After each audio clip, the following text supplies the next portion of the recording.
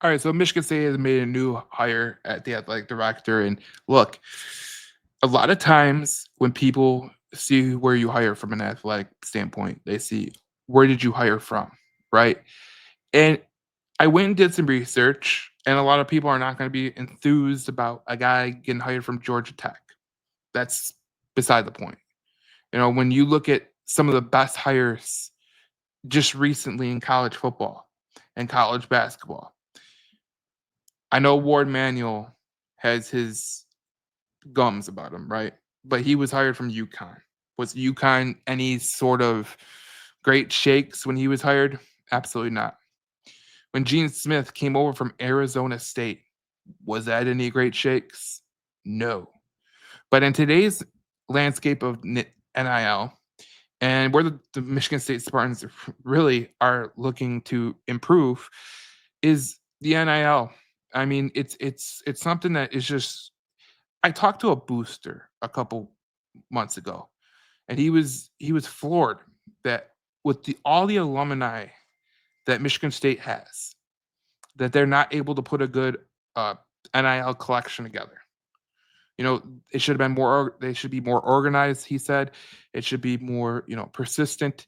It should be out there. You should know the NIL collective for Michigan State. And he was saying, "Look, I'm a booster, and I know what it is. But if you aren't a booster and you're not in the ins and outs of the program, how are you gonna know?" Like that's what he was basically saying. He said, Alan Holler has done a damn good job. The hire of Nightingale was a hell of a hire. Some of his hires have been really, really good. And Jonathan Smith isn't looking too hot right now, but he's got a year to prove it. And in the NIL collective, man, in this phase of college football, college athletics as a whole, it's about NIL, man. It truly is. And if you don't have an NIL guy who can fundraise and get people to go against the grain. I mean, Georgia Tech is no great shakes, okay? Their alumni compared to Michigan State is very down the list. Okay. Michigan State's very boostful, has a lot of alums, and they will support the hell out of their product. Okay. There's 550,000 alums plus, and Michigan State is a national brand.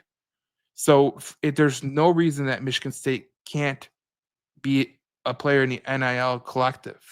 Just can't.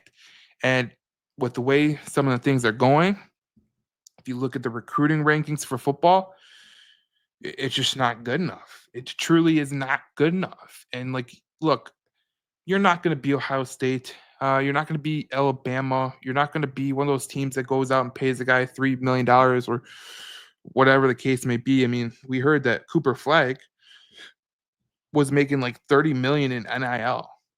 Like, are you ever going to compete with that? Probably not.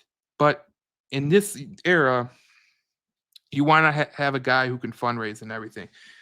This is what Jay Bat is good at. He had a record-breaking fundraiser in his first full fiscal year. Bat led Georgia Tech to a record 78.2 millions in contributions. The Alexander Tharp Fund, surpassing the previous single record by 43%. He launched the Full Steam Ahead campaign, a $500 million fundraising initiative aimed at enhancing athletic facilities, including renovations to Bobby Dodd Stadium at Hyundai Field. Nearly 300 million has already been pledged towards this goal. Now you're wondering, where did he come from?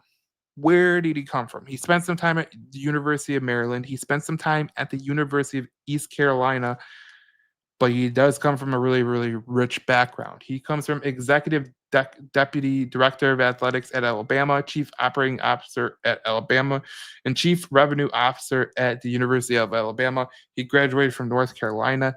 And look, was he the main guy in charge? No, because we know the main guy in charge of Alabama. It was Nick Saban when he was there. But the reality of the situation is this: he's figured out ways to generate revenue at Alabama. He's generated revenue at Georgia Tech, which is hard to do. It really is hard to do for athletics. It's not really an athletic proven school. They're not going to be coming out and they're not going to be like, we're going to national championship. They never have aspirations for a national championship at Georgia Tech because they are strictly an academic school. Now, he hired two great coaches to study the program at Georgia Tech. He hired Brent Key, the head coach at Georgia Tech, who's I think he has a above 500 record right now, which is pretty good, and he's guided him to a couple 7-win seasons. And look, when you're at Georgia Tech, I've been trying to tell people this: when you're at Georgia Tech, it's basically like Northwestern. Like you're not your main focus is not uh, football. Your main focus is academics. And the team graduated a ton of people. He did a damn good job at academics as well. But they also did a lot of good things on the NIL front. And they obviously generated a much bigger product. And hopefully Georgia Tech can keep it coming on because, look, the, the Spartans know that they have to get better at the NIL. And when you look at his accomplishments, look, you can't get better than that. I mean, this guy has had some really crazy times where he's had the contributions. And look, you're not going to get a guy from anywhere else. You're not going to get a guy from anywhere else. And I thought it was interesting that they did this, and I'm very, very happy about the hire. He was previously a deputy AD at Alabama. That should tell you it all. But there was a tweet I was reading. There was a tweet I was reading from someone that said ADJ Bat has informed. So it's. I was trying to read where I was, but it just goes to tell you whatever.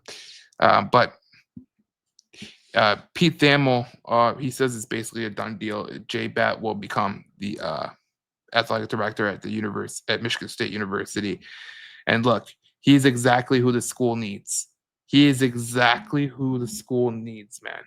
When you talk about what does the school need in terms of NIL, what does the school need instead of, you know, the football program, he might have to make a hire.